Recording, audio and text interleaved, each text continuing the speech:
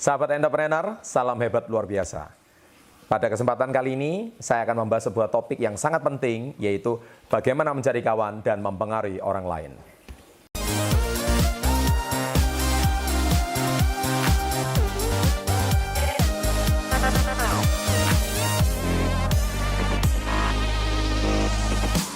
Baik, pada kesempatan kali ini, saya sangat tertarik untuk membahas sebuah buku lagi, yang berjudul Bagaimana Mencari Kawan dan Mempengaruhi Orang Lain. Ya, Anda lihat di sini.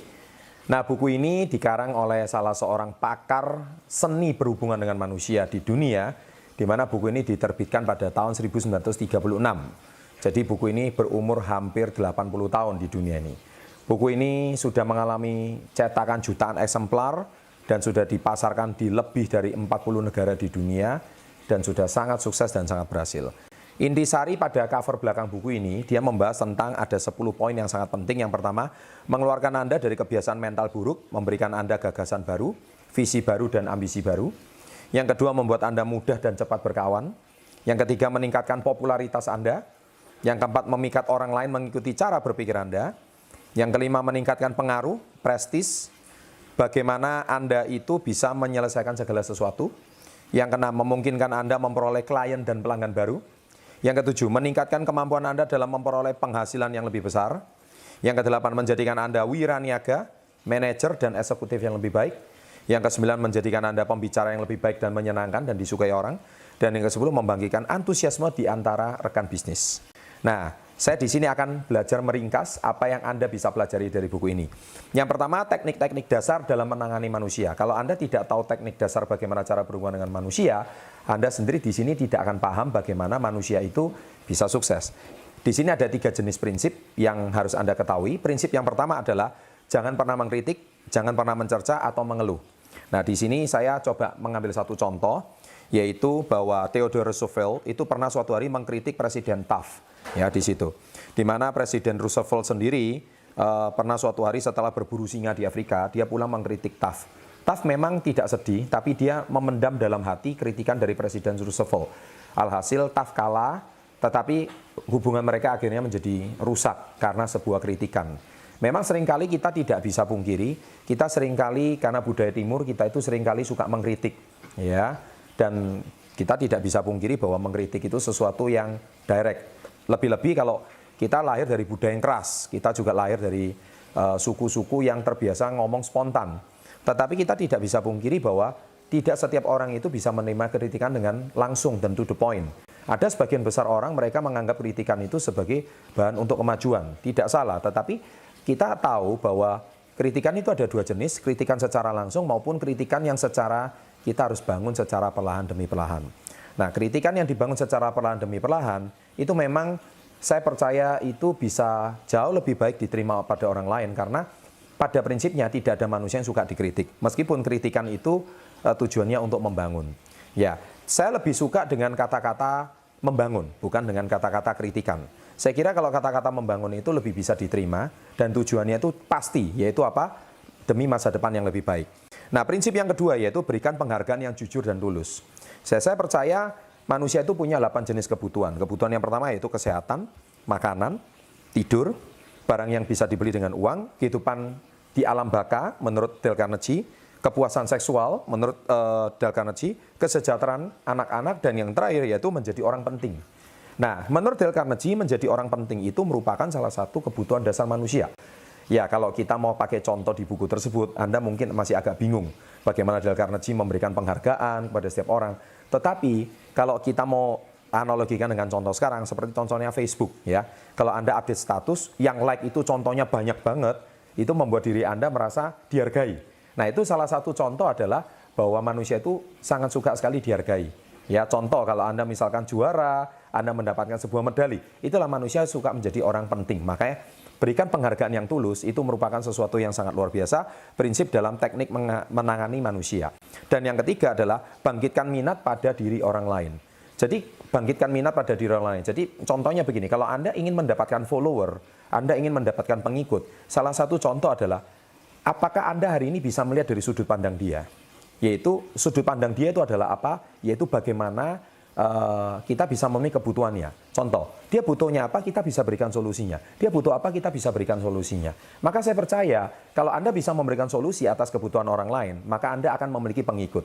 Nah, ketika Anda sudah memiliki pengikut, saya percaya di prinsip ketiga ini Anda bisa membangkitkan minat pada diri orang lain. Nah, itu teknik-teknik dasar di bab-bab awal, yaitu di buku Bagaimana Mencari Kawan dan Mempengaruhi Orang Lain. Nah, kemudian yang kedua adalah 6 cara membuat orang lain segera menyukai Anda.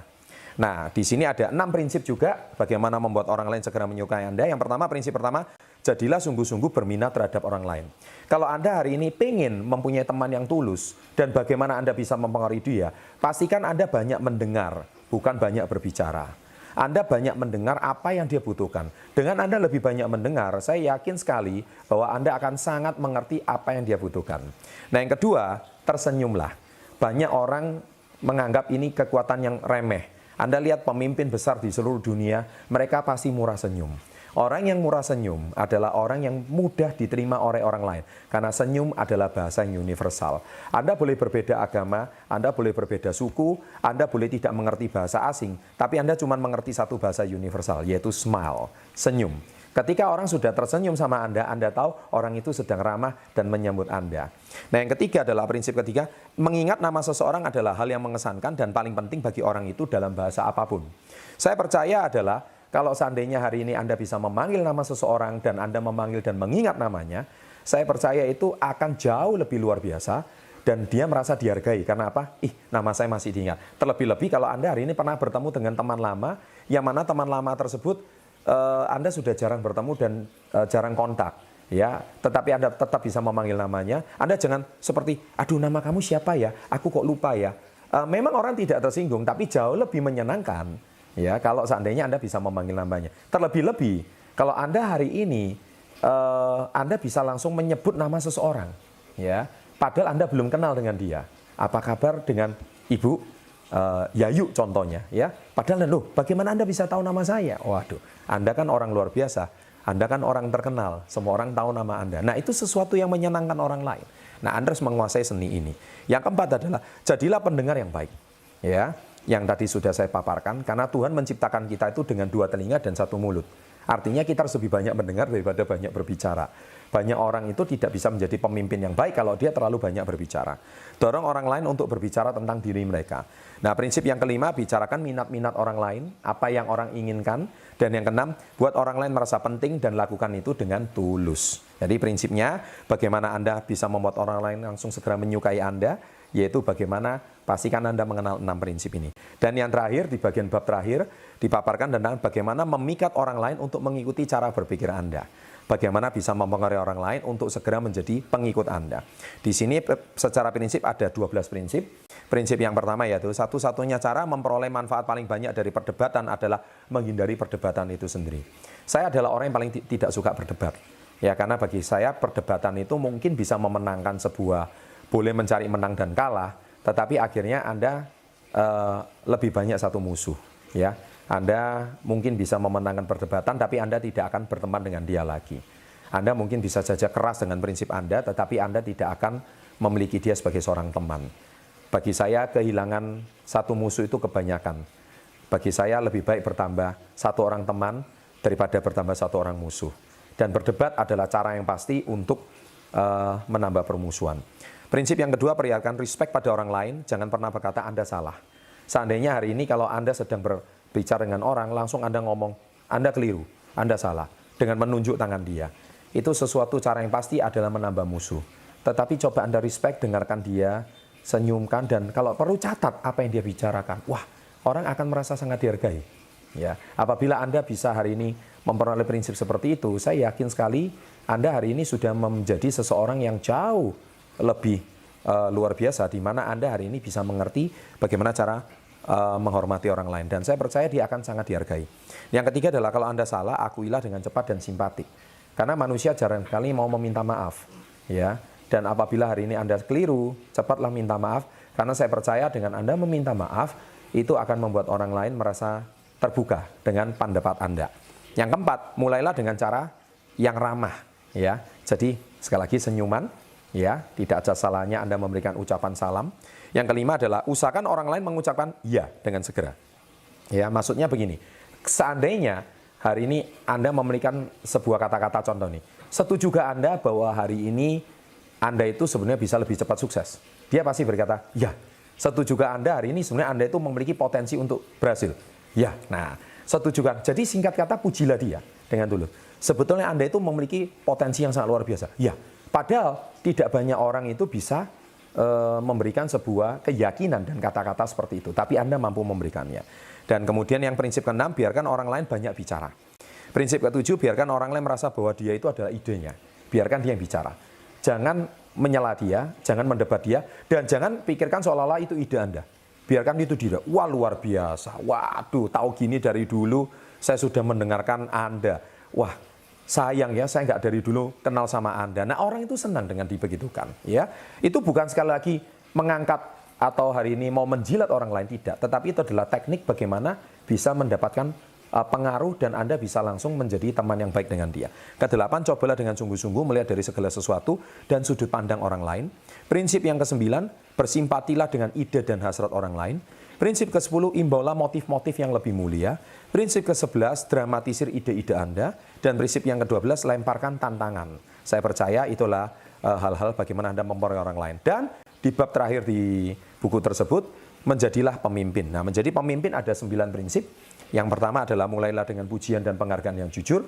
Karena pujian yang jujur hanya dari hati, bukan dari gigi. Itu kata-kata Dale Carnegie.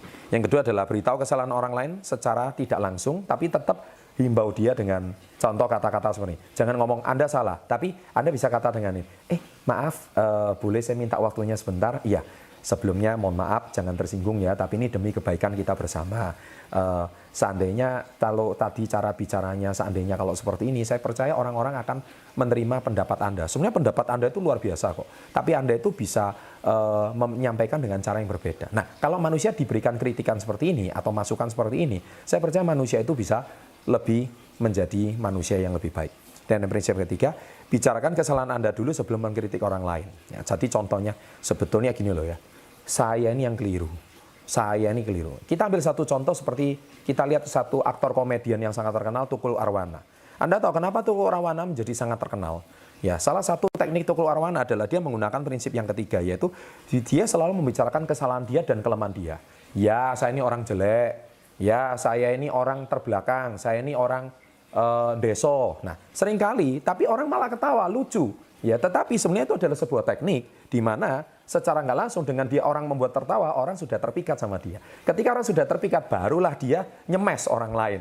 Nah, itulah sebetulnya salah satu cara yang terbaik adalah jangan melontarkan kesalahan pada orang lain. Karena satu jari melontarkan kesalahan pada orang lain, 4 jari sedang menyalahkan diri sendiri. Ya, jadi sebaiknya sebelum menunjuk orang lain, 4 jari menunjukkan diri sendiri. Jadi jangan pernah menyalahkan orang lain. Yang keempat, ajukan pertanyaan sebagai ganti memberi perintah langsung. Yang kelima, biarkan orang lain menyelamatkan muka. Yang keenam, pujilah sekecil apapun, tetap setiap peningkatan dipuji. Yang ketujuh, beri orang lain reputasi yang baik agar mereka penuhi. Prinsip yang ke-8, gunakan dorongan. Dan prinsip yang ke-9, buat orang lain merasa senang mengerjakan hal yang Anda sarankan. Nah, saya percaya hari ini 9 prinsip tersebut mengakhiri bagaimana Anda didorong untuk menjadi seorang pemimpin. Semoga ringkasan daripada buku ini bisa menambah minat Anda untuk membaca buku ini. Anda bisa dapatkan buku ini di toko buku terdekat, dan saya percaya itu bisa menambah wawasan dan pengembangan diri Anda. Sukses untuk Anda, salam hebat luar biasa.